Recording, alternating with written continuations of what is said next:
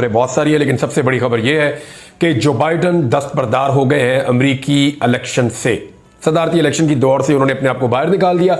इससे पहले हम जो बाइडन के बार बार स्टेटमेंट सुन रहे थे। जो बाइडन कभी कह रहे थे कि वो इलेक्शन जरूर लड़ेंगे, वो इलेक्शन में मुकाबला करेंगे।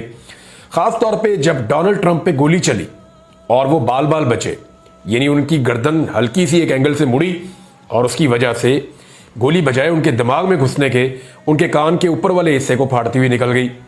अब डोनाल्ड ट्रंप की जान बच गई और ये किस्मत के धनी वो साबित हुए। लेकिन उसके बाद जैसा जेस्चर उन्होंने दिया वो इमरान खान से मिलता जुलता था, और उसके बाद जब उनकी बातें सुन रहे हैं तो वो वैसी बातें कर रहे हैं जैसी बातें इमरान खान करते थे। तो वो अमेरिका में मकबूलियत के उरूज पे पहुंच गए हैं।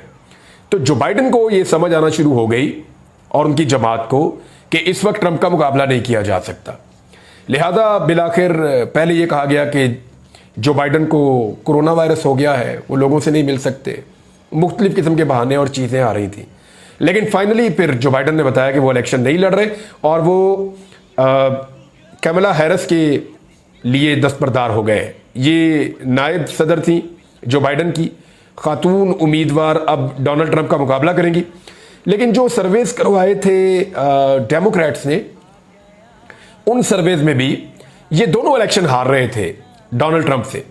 चाहे जो बाइडन होते चाहे कमला हैरिस होती, ये दोनों इंतखाबात कमला हैरिस और जो बाइडन दोनों हार रहे थे अपने अपने सर्वेज के अंदर डोनाल्ड ट्रंप से। हाँ, एक उम्मीदवार के बारे में कहा जा रहा था कि वो टफ टाइम दे सकती हैं, जो साबिक अमरीकी सदर बराक ओबामा की अहलिया मिशेल ओबामा, उनके बारे में कहा जा रहा था कि वो टफ टाइम दे सकती हैं डोनाल्ड ट्रंप को। लेकिन ये सारे सर्वेज हुए थे डोनाल्ड ट्रंप पे गोली चलने से पहले। अब गोली चलने के बाद उनकी मकबूलियत किसी और जगह पे है, फिर इलेक्शन भी सर पे है। ये जुलाई का महीना खत्म होने जा रहा है और लगभग 3 महीने इसके बाद है, अगस्त, सितंबर और अक्टूबर। 5 नवंबर को इंतखाबात होंगे और उसके अंदर डोनाल्ड ट्रंप की कामयाबी जो है वो अब यकीनी बनती जा रही है, क्योंकि एक सदारती उम्मीदवार जो इस वक्त सदर भी है और उसके बाद इलेक्शन लड़ने का मौका भी है, उसके दस्तबरदार हो जाने का मतलब यह है कि इस वक्त का अमेरिकी सदर मुकाबला नहीं कर पा रहा डोनाल्ड ट्रंप का। पीएमएलएन की और पीपल्स पार्टी की सारी उम्मीदें जो है वो जो बाइडन के साथ थी और वो जो बाइडन को बहुत ज्यादा पसंद करते थे। नवाज शरीफ साहब की पार्टी के लोग गए थे इलेक्शन में जो बाइडन को सपोर्ट करने के लिए 2020 में, तो जो बाइडन इनके लिए अन्नदाता बने हुए थे। लेकिन अब जो बाइडन के जाने के बाद ये क्या उम्मीदें कमला हैरिस से लगाएंगे, क्योंकि डोनाल्ड ट्रंप का जो सोचने का नजरिया है पाकिस्तान के बारे में या दुनिया के बारे में या पाकिस्तानी एस्टेब्लिशमेंट या पाकिस्तान के सियासतदानों के बारे में, वो जरा मुख्तलिफ है।